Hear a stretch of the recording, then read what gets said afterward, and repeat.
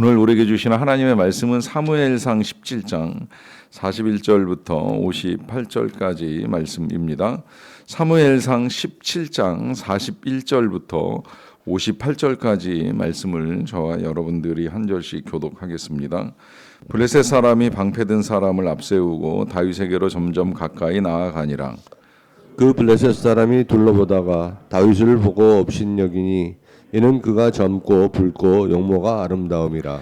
블레셋 사람이 다윗에게 이르되 네가 나를 개로 여기고 막대기를 가지고 내게 나아왔느냐 하고 그의 신들의 이름으로 다윗을 저주하고, 그 블레셋 사람이 또 다윗에게 이르되 내게로 오라, 내가 내 살을 공중의 새들과 들짐승에게 주리라 하는지라.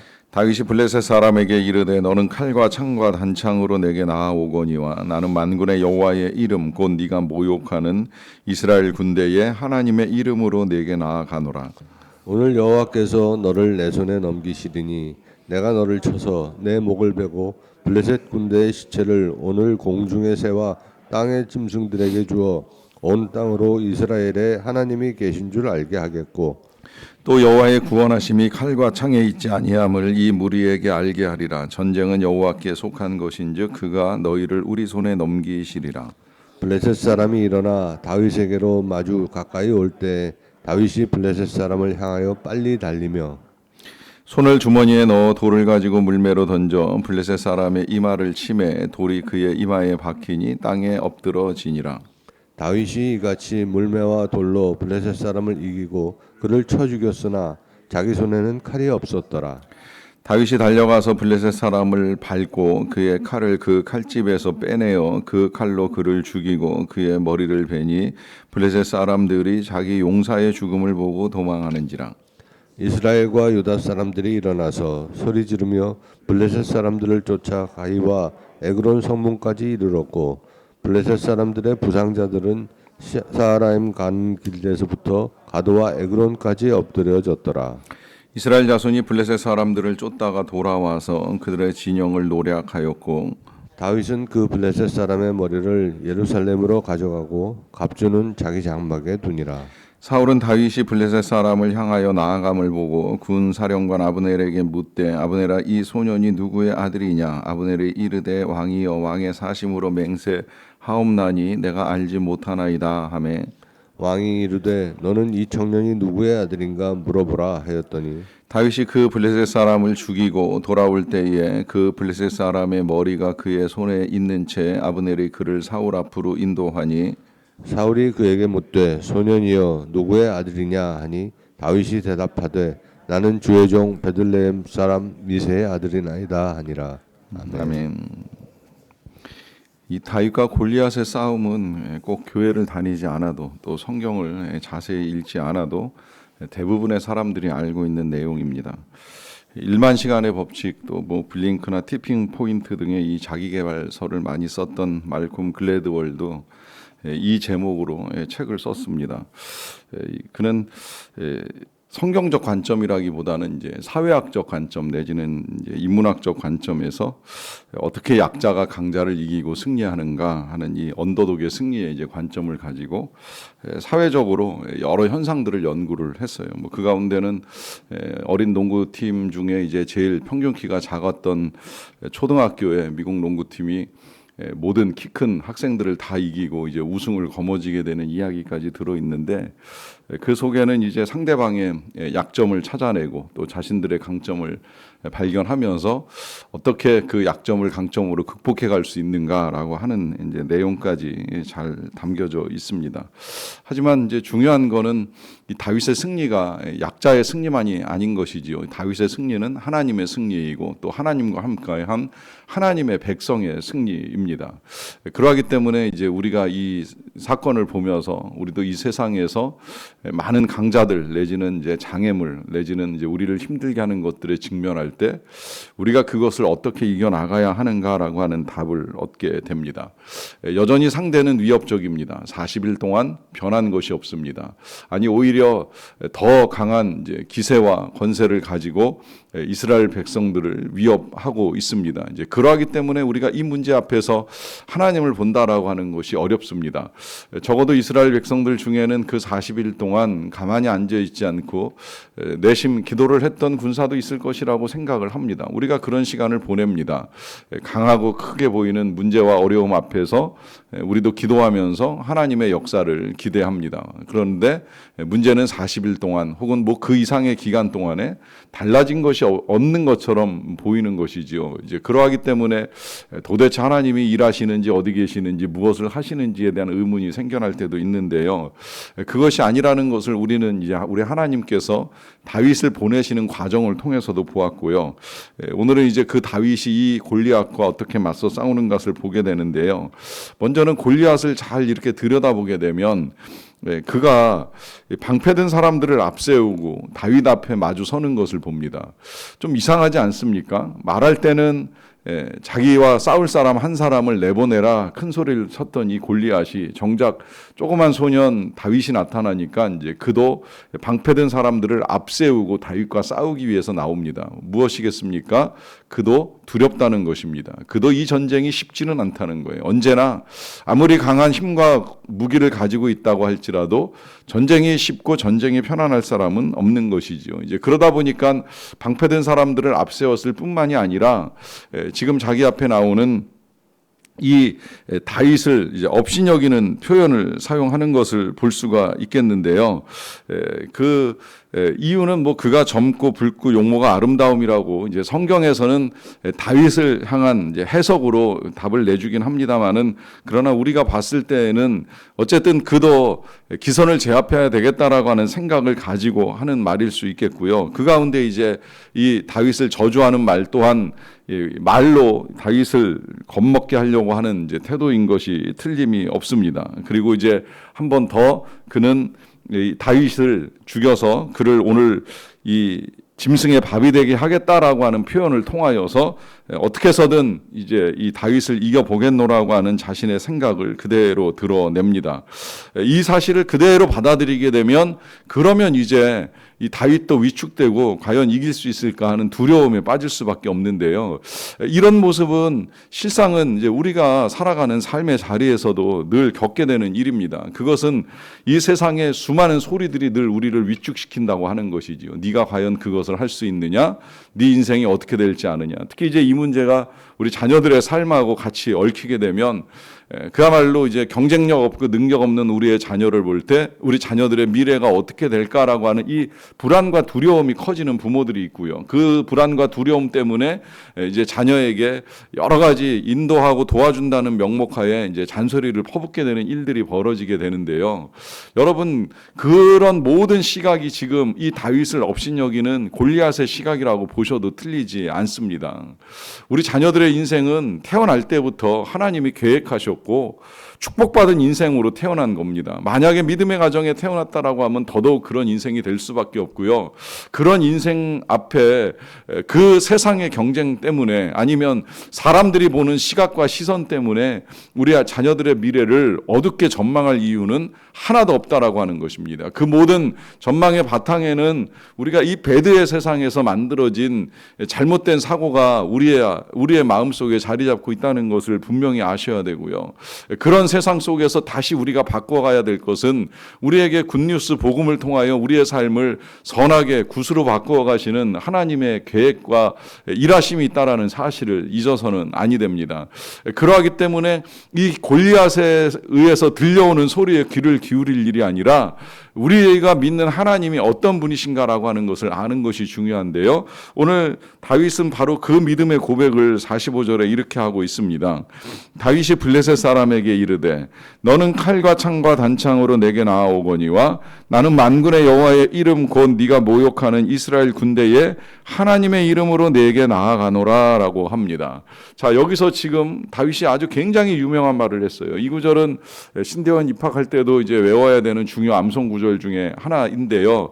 뭐 신대원에 입학하는 학생들뿐만이 아니라 우리 모두가 다 외워도 나쁘지 않은 말씀이라고 생각을 합니다. 적은 늘 칼과 창과 단창을 들고 우리를 공격합니다. 하지만 우리가 싸워야 될 무기는 칼이나 창이나 단창이 아닙니다. 우리의 이름은 우리의 무기는 하나님의 이름입니다. 이스라엘의 하나님의 이름, 다시 말하면 만군의 여호와의 이름이 우리가 싸워야 될 이름입니다. 근데 여러분, 여기서 이 전쟁의 싸움에 나서는 다윗의 태도가 좀 의아하지 않습니까? 상대방은 무기를 들고 있는데 다윗이 붙들고 있는 건 이름이에요. 자, 무기는 실체고 이름은 보이지 않는 실상입니다. 그러다 보니 도대체 그 이름 가지고 뭘 하겠는가 하는 의문이 드는 상황을 지금 다윗이 만들어가고 있는 거예요. 자, 여러분 어떻게 생각하십니까? 여기에 이제 그야말로 신앙인의 발상의 전환이 필요하다고 저는 생각을 합니다. 우리는 전쟁 그러면 무기, 병력, 군사력, 이제 이게 전부라고 생각을 하잖아요. 그러나 하나님의 백성은 그것이 강하다고 해서 승리하는 것도 아니고 그것이 없다고 해서 패배하는 것도 아닙니다. 하나님의 사람은 언제나 하나님의 이름으로 나아가는 것이 무기이고 승리의 원천이 되는 것입니다. 왜냐하면 우리 하나님은 손에 무기를 들고 계시지 아니하셔도 능히 싸워서 땅을 차지하게도 하시고 승리하게도 하시는 일들을 수없이 이스라엘 백성들에게 보여주셨기 때문입니다. 중요한 건 그 하나님을 향한 우리의 신뢰가 필요한 것이고 그 하나님 때문에 우리 자녀들이 이 경쟁 사회 속에서 실력이라고 하는 무기가 없을지라도 하나님의 이름으로 인생을 승리로 바꾸어 갈 수 있다라고 하는 믿음을 가질 수 있기 때문입니다. 이와 더불어서 이 다윗이 이제 왜 그가 하나님의 이름을 믿고 나아갈 수 있는가라고 하는 이유를 그 다음에 밝혀주는데요. 46절입니다. 오늘 여호와께서 너를 내 손에 넘기시리니 내가 너를 쳐서 네 목을 베고 블레셋 군대의 시체를 오늘 공중의 새와 땅의 들짐승들에게 주어 온 땅으로 이스라엘의 하나님이 계신 줄을 알게 하겠다라고 하는 선포를 합니다. 자, 이 선포에서 핵심은 아실 거예요. 그것은 여호와께서 하신다는 거예요. 물론 다윗이 손 놓고 있겠다고 생각을 하지는 않아요. 다윗도 내가 너를 치겠다, 목을 베겠다, 심지어 이 군대의 시체를 짐승들에게 주겠다라고 하는 말까지 합니다. 하지만 그 가장 중요한 주체는 여호와께서 넘겨주신다는 믿음입니다. 하나님께서 하신다는 믿음, 오늘 하나님이 살아계셔서 이스라엘과 함께 하신다는 사실을 드러내는 이 믿음이 중요합니다.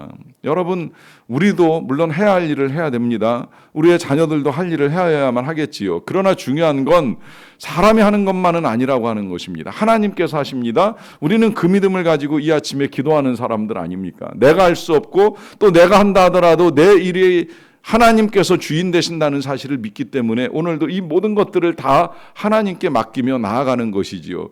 그래서 하나님께서 하실 때에 사람이 할 수 없었던 일들이 일어나잖아요. 애굽에 갇혀 있었던 이스라엘 백성들이 애굽을 떠날 수 있잖아요. 열리지 않던 홍해 바다가 열리는 역사가 나타나잖아요. 심지어 40일 동안 꼼짝하지 않던 이 블레셋 군대와 골리앗이 물러가는 역사가 나타나잖아요. 그 모든 일들을 누가 이루시겠습니까? 바로 하나님이시라는 사실입니다. 이와 더불어서 이제 47절에 이런 말도 하는데요. 또 여호와의 구원하심이 칼과 창에 있지 아니함을 이 무리에게 알게 하리라. 전쟁은 여호와께 속한 것인즉 그가 너희를 우리 손에 넘기시리라 합니다. 자, 여기서 이제 또 하나 우리에게 익히 알려진 귀한 표현이 나오지요. 그건 전쟁은 여호와께 속하였다라고 하는 것입니다.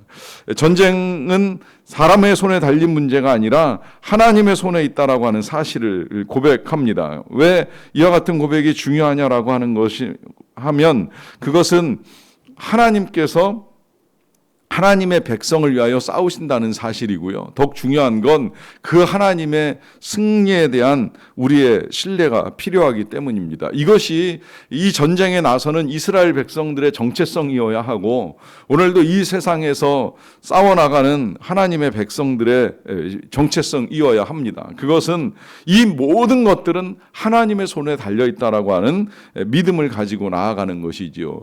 자, 이렇게 지금 다윗은 여러 차례 하나님에 대한 믿음과 신앙을 고백하면서 이제 이 골리앗과 맞서 싸울 때에 그렇다고 그야말로 그냥 혼자 달려나가서 싸움을 하지는 않지요. 이제 여기서 이제 우리가 사회학적으로 분석되었다라고 제가 말씀드린 대로 이 다윗은 가장 익숙한 방식으로 이제 전쟁을 치르는 거예요. 그건 다시 말하면 자신만의 이제 장점을 가지고 나아간다고도 볼 수가 있겠는데요. 그것은 오늘 이 다윗이 골리앗과 싸울 때 천천히 나가서 칼을 휘두르지 않잖아요. 우리 늘 보고 아는 대로 그는 빨리 달려나갑니다. 이게 이제 다윗의 강점이에요. 골리앗은 못 뜁니다. 왜냐하면 60kg 되는 옷을 입고 뭐 10kg 가까이 되는 창을 들고서 어떻게 그가 뛰어다니고 움직일 수가 있겠어요? 그걸 다윗이 알고 있는 거예요. 그러니까 다윗은 저 사람하고 맞서 싸울 때 느리게 움직일 필요가 없다는 걸 알고 있는 거죠. 오히려 젊고 발빠른 자신이 뛰어다니기만 하면 얼마든지 이길 수 있다라고 하는 자신감을 가지고 있는 겁니다. 이제 여기에 더하여서 물매를 돌리는 건 이것도 돌려본 사람이나 돌리는 것이지 우리 같은 사람이 이거 한다고 해서 되겠어요? 해본 적이 없는데.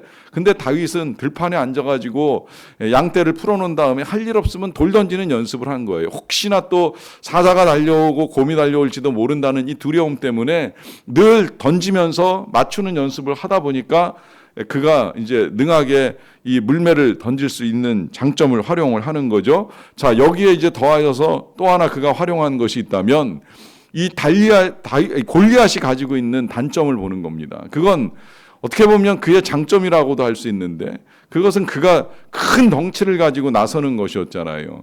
이게 지금 이스라엘 백성들의 시각으로 보면 굉장히 위협적인 모습이었어요. 근데 다윗이 봤을 때 그것은 위협이 아니라 커다란 표적에 불과했습니다. 덩치 큰 골리앗 아무렇게나 던져도 맞는다.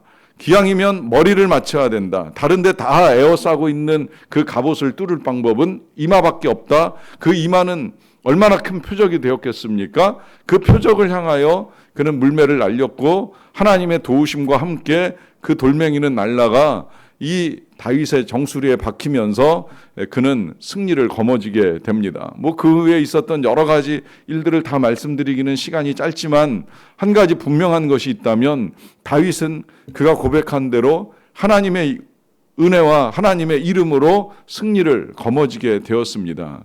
여러분, 우리에게는 하나님께서 승리할 만한 자질들을 다 허락해 주셨어요.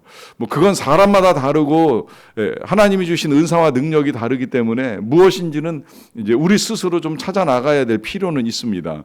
다만 그것이 보이든 안 보이든 중요한 건 우리에겐 하나님이 계신다는 사실만큼은 분명합니다. 내 능력의 크기가 아닙니다. 내 실력의 크기가 아닙니다. 하나님의 이름입니다. 그 크신 이름과 함께 오늘도 그리고 앞으로도 승리를 볼 수 있는 저와 여러분들의 믿음 되시기를 간절히 축원합니다. 기도하겠습니다. 하나님 감사합니다. 오늘도 우리가 어떻게 주의 이름으로 나아가야 할지를 알게 해주셔서 감사합니다. 때로 우리는 이스라엘 백성들처럼 우리 앞에 나타난 골리앗 때문에 어찌 승리를 할 수 있을까, 어찌 이길 수 있을까 두려움에 떨 때가 많았음을 고백합니다. 하지만 그 모든 두려움들 앞에 우리에게 필요한 것은 칼과 창과 단창이 아니요 오직 만군의 여호와의 이름, 이스라엘 백성들의 하나님의 이름이라고 하는 이 귀한 이름을 허락하여 주셔서 감사드립니다. 오늘도 여호와께서 하실 줄로 믿사옵나이다. 우리의 눈에 보이시든지 아니 보이시든지 하나님께서 우리의 기도를 들으시고 우리의 형편을 아시고 우리에게 필요한 것들을 채우시고 우리에게 있어야 될 모든 것들을 행하실 줄로 믿사옵나이다. 오늘도 그 이름을 의지하며 나아가는 모든 주의 백성들과 함께하여 주시옵소서. 특별히 연약한 가운데 주를 의지하는 자에게 강건함을 더하여 주시기를 원합니다. 부족한 가운데에 하나님을 의지하는 자에게 할아버지 하나님께서 넉넉한 은혜를 내리워 주시옵소서. 병든 가운데 하나님께 손 내미는 자에게 오늘도 치료하는 광선을 발하여 주시고 은혜와 능력 가운데 고침받는 역사가 나타나게 도와 주시옵소서. 깨어진 관계들 속에서 회복을 소망하는 자들마다 하나님으로 말미암는 화해와 평화의 역사들을 이루어 갈 수 있도록 도와 주시옵소서. 오래된 전쟁 가운데 지쳐있는 백성들을 불쌍히 여겨주시고 하나님의 은혜 가운데 우크라이나 땅과 이스라엘 땅에서 일어나고 있는 모든 전쟁이 종식될 수 있도록 도와주시기를 원합니다. 또 이 땅과 대만을 위협하고 있는 여러 가지 전쟁의 소문들도 하나님께서 막아주시고 더 이상의 군사훈련이나 위협들이 일어나지 않도록 하나님의 손에서 이 모든 것들이 다스려지기를 간절히 원합니다. 이러한 모든 상황들 속에서도 주의 이름으로 행하고 나아가는 우리 교회학교의 교사와 선교사님들 그리고 이제 선교 팀원들에 이르기까지 모든 주의 일꾼들의 행사를 기억하시고 도와주시기를 원합니다. 아버지 하나님, 특별히 이제 주일에는 미얀마 단기 선교를 떠나게 됩니다. 내일까지 모든 준비가 철저하게 잘 이루어질 수 있도록 도와주시고 주일날 내딛는 발걸음이 돌아올 때까지 하나님의 손에서 안전하게 하시며 이 모든 행사들을 통하여서 그 땅 가운데 복음으로 승리하는 역사를 이루어 갈 수 있도록 은혜를 내리워 주시옵소서. 선교사님에게 큰 위로의 사건이 되게 도와주시고 그 땅의 복음과 사랑을 나눔으로 말미암아 그 불교의 땅에서 하나님을 찾는 자들이 하나님의 위로하심과 사랑하심을 풍성하고 넉넉하게 경험하는 은혜의 일들도 함께 이루어 갈 수 있도록 도와주시옵소서. 아버지 하나님, 그 밖에도 우리 선교사님들이 참으로 어려운 여건 속에서 믿음으로 싸워 나갑니다. 그들의 승리가 하나님의 손에 달린 줄로 믿사옵나니 하나님 주시는 은혜와 능력으로 사랑으로 승리하며 복음을 전하고 많은 영혼들을 구원하는 아름다운 역사를 이루어 갈 수 있도록 은혜를 베풀어 주시옵소서. 이 모든 일들을 통해 우리에게 하나님이 계신 줄을 알게 하시고 하나님의 이름이 높임 받으시기를 간절히 원합니다. 예수님의 이름으로 기도하옵나이다. 아멘.